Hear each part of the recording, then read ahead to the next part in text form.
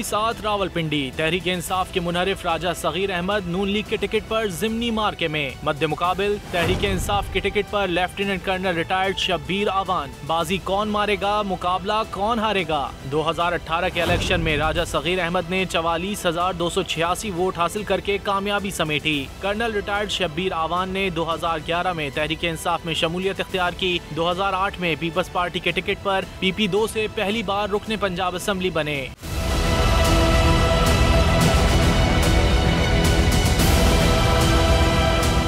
PP90 Bhakkar तगड़ा मुकाबला। PTI का मुनहरिफ सईद अकबर खान नवानी मुस्लिम लीग नून के टिकट पर। नून लीग का रूठा इरफान उल्ला नियाजी तहरीक इंसाफ के टिकट पर इलेक्शन दंगल में।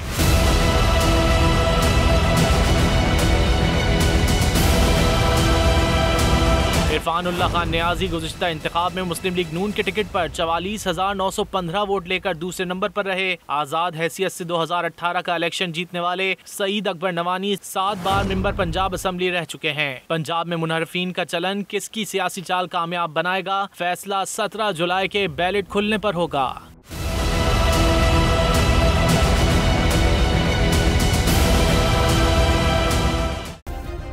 सब्सक्राइब करें और बेल दबाएं ताकि कोई खबर रह न जाए।